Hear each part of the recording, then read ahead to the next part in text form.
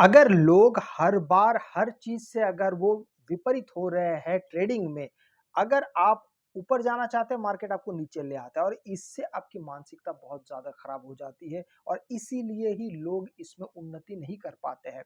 हम चाहते हैं कि होता दूसरा है, पर ऐसा होता क्यों है? एक-एक चीज़ हम ध्यान से जानेंगे। सबसे पहली बात आता है कि trading is a war with yourself. ये एक पूरी तरीके से लड़ाई होता है क्योंकि यहाँ पे इतनी जब ट्रेडिंग शुरू होती है, जब चार्ट पे आप आते हैं, अगर आपका मन ट्रेड करने का नहीं है ना, तो फिर आपको किसी भी बात का कोई डर नहीं लगता है। एक बात आप समझ लीजिए। लेकिन अगर आप ट्रेडिंग करना चाहते हैं और आपने एंट्री बना ली मार्केट में, तब शुरू होता है असली खेल। जब तक आप एंटर नहीं करते तब तक कुछ भी नहीं होता है। तो इसको एक पूरी तरीके से जंग के रूप में ही हम उसको महसूस करते हैं। पर इसमें हमसे होने वाली जो गलतियां है वो कहाँ-कहाँ होता है? एक-एक करके सबसे पहले देखेंगे। पहला होता है ग्रीड एंड फियर, लालच और डर। देखिए, बिना लालच के तो पैसा कमाना संभव नहीं है। एक बहुत सीधी-सीधी बात है, चाहे वो ऑप्शन ट्रेडिंग हो या कोई भी विधा हो पैसे कमाने का। लेकिन वहां पर ग्रिड्स और खासकर ऑप्शन ट्रेडिंग में ग्रिड से काम नहीं चल सकता है। आपको एक पर्टिकुलर टारगेट रखना होता है और एक पर्टिकुलर स्टॉप लॉस होता है। और 99% जिनका लॉस होता है मैक्सिमम समय वो मार्केट से बिल्कुल कटे हुए हैं। मार्केट उनका कभी साथ नहीं देता है। उसके पीछे का सबसे बड़ा कारण यही है। ना वो टारगेट तक पहुंचते हैं, ना उनका स्टॉप लॉस हिट होने के बाद वो निकलते हैं। वो कहीं बीच में निकल जाते हैं।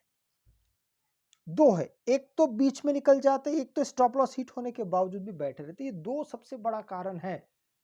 स्ट्रेटेजी से बहुत बहुत बहुत ज्यादा इंपॉर्टेंट होता है कि आपने इन दोनों को फॉलो किया क्या। स्टॉप लॉस हिट होने के बाद आप बैठे थे क्या, जरा चेक करके देखिएगा।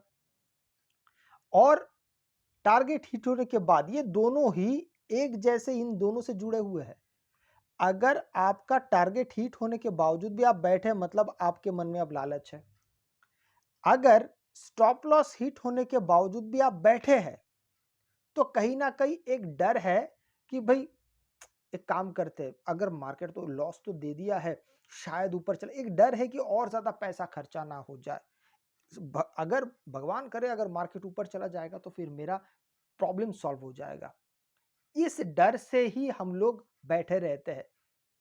इसीलिए आपको ये दोनों चीजों से उभरना पड़ेगा। उभरने का सिर्फ एक ही तरीका है, या तो टारगेट या तो स्टॉप लॉस। रुकना कहीं पे भी नहीं है। आपका स्ट्रेटेजी जो भी कहे, इस बीच में कहीं नहीं रुकना है। या तो टारगेट या तो स्टॉप लॉस, यही मूल सिद्धांत होता है किसी भी ट्रेडिंग में। आप अगर सफल होना चाहते हैं, चाहे ऑप्शन ट्रेडिंग हो स्टॉक्स हो, आपको यही दो चीज होता है जिसमें आप पैसे बना सकते हैं। दूसरा, ईगो इज योर एनिमी। अब ईगो में क्या क्या आता है? ईगो में आता है कि आपको सब पता है, आपको ट्रेडिंग का ए टू जेड पता है। यही सबसे बड़ा ईगो है। अगर आपको ऐसा लगता है नहीं, मैं यहाँ पे एक विद्यार्थी हूं और मुझसे गलती होती है, मैं इस चीज को टैकल कर लूंगा, तो फिर आपके अंदर से ईगो निकल जाएगा। लेकिन आप, क्या होता है कि जैसे मार्केट खुलता है, जब तक आप ट्रेडिंग कर रहे हैं तब तक आपके अंदर ईगो नहीं आता है। जैसी ट्रेडिंग खत्म हो जाता है, फिर वो ईगो ज्यादातर जागता है। चाहे वो लॉस करते हो चाहे प्रॉफिट करते हैं। जागता कैसा है कि जैसे ही आप मार्केट से बाहर हो जाते हैं, 3:30 बजे खत्म हो जाता है, 4-5 बजे जब आप अपने मन के अंदर एनालिसिस करने बैठते हैं, तब आपको लगता है अरे ये तो मुझे बहुत अच्छे से पता है, एक काम करते हैं अगले दिन से देखो फिर मैं क्या करता हूँ। ये जो जोश हर रोज चढ़ जाता है और उतरता कब है? जैसे आपका लॉस हो जाता है। ये जो चढ़ाव उतार है ना ईगो का, यही सबसे बड़ा आपका दुश्मन है। तो जब तक आप न्यूट्रल नहीं बनेंगे, लॉस को एक्सेप्ट करना पड़ेगा। लॉस कहां पे? अगर स्टॉप लॉस हिट होता है, इसे हम लॉस मानते हैं। हम लॉस उसको नहीं मानते कि अरे आपने जो कैपिटल लाया था वो खत्म हो। वो खत्म क्यों हुआ? सबसे पहले तो वो देखिए ना। ज्यादातर लोगों का कैपिटल बस इसी वजह से खत्म होता है कि स्टॉप लॉस हिट होने के बावजूद भी बैठे रहते हैं, चाहे स्ट्रेटेजी कोई भी हो। और जब तक आप बैठे रहेंगे, तब तक एक एक एक वो बड़ा प्रॉब्लम है। आपको उससे निपटना पड़ेगा।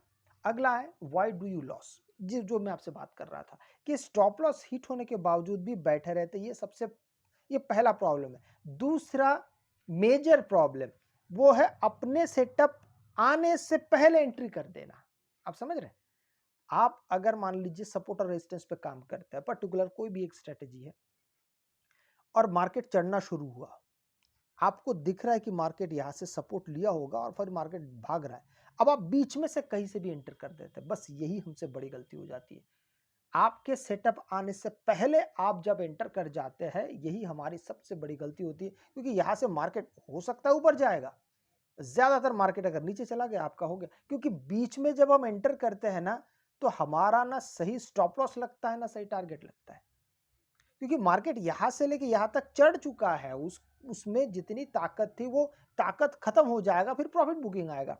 आप बीच में से एंटर कर रहे हैं, अब आपकी उम्मीद है मार्केट जाना चाहिए आसमान छोड़ के, कैसे जाएगा? वो तो पहले ही नीचे आना शुरू कर देगा। और आपने स्टॉप लॉस, ज्यादातर लोग स्टॉप लॉस का इस्तेमाल ही नहीं करते, वो नजरों से स्टॉप लॉस रखते हैं, माफ कीजिएगा पर ये सच है, नजरों से स्टॉप लॉस रखते हैं कि देखता हूं ना कितना ज्यादा मैं बर्दाश्त। और स्टॉप लॉस की बर्दाश्त की बात करें, लोगों में इनफाइनाइट बर्दाश्त होता है लॉस को एक्सेप्ट करने का। 100 रुपए दिख रहा है, हम 2000 तक हम वेट कर सकते हैं, लोग इतना ज्यादा स्टॉप लॉस को बर्दाश्त कर सकते हैं।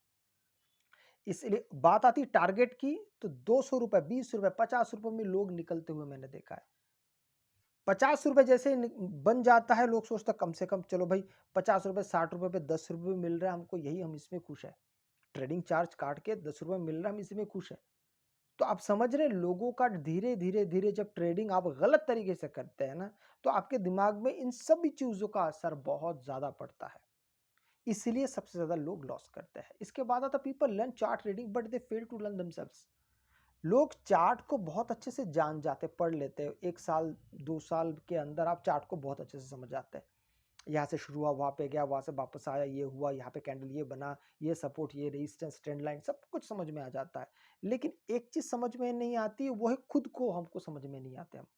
हम खुद को समझना नहीं चाहते। हम क्या क्या नहीं समझना चाहते, हम लोग ये समझना नहीं चाहते कि अगर कोई स्ट्रेटेजी में जब तक हम लोग समय नहीं देंगे, वो स्ट्रेटेजी को हम जान नहीं पाएंगे।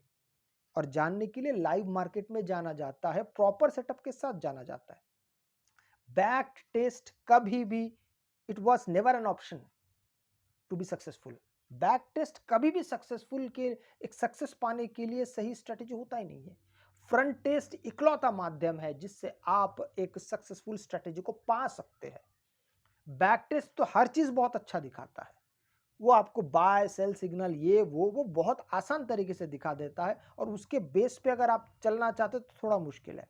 आपको लाइव मार्केट में उसको अनुभव करना पड़ता है, और ये सारी बातों को साथ में लेके चलना पड़ता है। ना ग्रीड होना चाहिए, ना फियर होना चाहिए, सही जगह स्टॉप लॉस, सही जगह टारगेट होना चाहिए, बीच में नहीं निकलना है। ये सारी बातों को लेके चलना पड़ता है, तब जाके कोई स्ट्रेटेजी सक्सेसफुल होता है। और हम इन सब चीजों पे ध्यान ही नहीं देते। हमारे दिमाग में क्या क्या आता है, हमारे दिमाग में आता है कि कहाँ मुझे बाय सेल सिग्नल का कोई एक बहुत शानदार इंडिकेटर मिल जाए जो यहाँ पे बाय करो, यहाँ पे सेल करे, मैं यहाँ पे सेल करूँ, फिर मार्केट नीचे आए, मैं यहाँ पे बाय करूँ। बस लोग आखिर तक इसी प्रकार के स्ट्रेटेजी के पीछे पड़े रहते हैं। नतीजा क्या निकलता है, इस दौरान आपके पास जितने भी अच्छे स्ट्रेटेजी थे, आप उन पे धीरे धीरे ध्यान देना बंद कर देते, खासकर प्राइस एक्शन की बातें। और जो लोग ये समझ जाते हैं कि लास्ट में प्राइस एक्शन आपको बहुत अच्छा दे सकता है, उसमें फिर कोई इंडिकेटर की भी आवश्यकता नहीं है, उसके लिए तो सबसे ज्यादा प्रैक्टिस करना पड़ता है। इंडिकेटर तो भी आंखों से दिखता है कि यहाँ पे सिग्नल हो रहा है, वहां पे सिग्नल हो रहा है, लेकिन जब बात आती है प्राइस एक्शन पे, तो उसकी प्रैक्टिस सबसे ज्यादा होती है। लोगों के पास वही वक्त कम होता है, उनको आज ही एक स्ट्रेटेजी मिल जाना चाहिए और आज ही के आज उसमें पैसे बन जाने चाहिए। बस इसलिए हम अपने आप को पढ़ने में, समझने में फेल हो जाते हैं। इसके बाद माफ कीजिएगा, यहाँ पे थोड़ा स्पेलिंग मिस्टेक है, चार्ट होना चाहिए। Chart wins and you lose. मतलब आपको लगता है कि शायद मार्केट, ये शायद वर्ड जो है ना आपको बर्बाद कर सकता है। आपको लगता है कि मार्केट शायद यहाँ से नीचे जाने वाला, मार्केट थोड़ा देर पे रुकता है फिर एकदम से ऊपर चला जाता है। ये शायद वर्ड जब तक आपके अंदर रहेगा तब तक चार्ट आपका साथ नहीं देगा। एक बात इसको याद रख लीजिएगा, जब तक शायद वर्ड, शायद से चार्ट नहीं बनता, चार्ट बनने के बाद फैसला कीजिए कि क्या बन रहा है। उससे पहले अगर ये तय करके बैठ जाएंगे कि शायद ऐसा होगा, शायद वैसा होगा, शायद यहाँ से नीचे जाएगा तो मुझे एग्जिट कर जाना चाहिए, शायद यहाँ से ऊपर जाएगा तो शायद मुझे यहाँ पे एंट्री कर लेना चाहिए, ये सही तरीका नहीं है। पहले चार्ट पे चीजों को बनने दीजिए, उसके बाद फिर आप स्टेप लीजिए कि आपको क्या करना है और क्या नहीं। इसीलिए ज़्यादातर चार्ट जीत जाता है और हम हारते हैं। मेन आपको पॉइंट समझ में आ गया? क्या है वो पॉइंट? कि ज़्यादातर लोग चार्ट पे कैंडल्स बनने से पहले ही अनुमान लगा देते हैं कि ऐसा होगा और वो ऐसा होगा और उस हिसाब से ट्रेड ले लेते हैं। बस यही हमारी बड़ी गलती होती है। इसके बाद आता है पे अगेन एंड फील बेटर। ये बड़ा अजीब है। पे अगेन एंड फील बेटर का मतलब यही है कि सीखने के लिए आपको तो पे करना पड़ेगा। ये बस ये पे का मतलब सिर्फ पैसे से नहीं है, ये टाइम से है। आपको समय देना पड़ेगा। आप प्रैक्टिस कीजिए ना, उसमें पैसे देने की आवश्यकता नहीं है। बहुत हजारों एप्लीकेशन है उसके लिए, आपको बिल्कुल मुफ्त में प्रैक्टिस करा देगा। तो उसके लिए आपको समय तो देना पड़ेगा और लोगों के पास यही नहीं है। एक दिन प्रैक्टिस करेंगे, 2 दिन प्रैक्टिस करेंगे, उनको लगता है बस मैंने महारत हासिल कर ली है, अब अगले दिन से फिर सीधा स्ट्रेटजी पे पैसे लेके आ जाते हैं। बस यही हमसे बड़ी गलती होती है। इसके बाद आता है FOMO is the main reason of our failure, fear of missing out. बस हमारे हाथ से निकल ना जाए, बस यही दिमाग में चढ़ा रहता है कि निकल ना जाए। सेटअप आने से पहले ही हम हड़बड़ाहट के साथ अपनी चीजों को करने लगते हैं। यही सबसे बड़ा हमारे लिए मूल कारण होता है फेलियर का। अगर आपको वीडियो अच्छा लगे तो लाइक से सब्सक्राइब जरूर कीजिएगा। आपसे मैं अगली वीडियो मिलता हूँ, तब तक के लिए जय हिंद।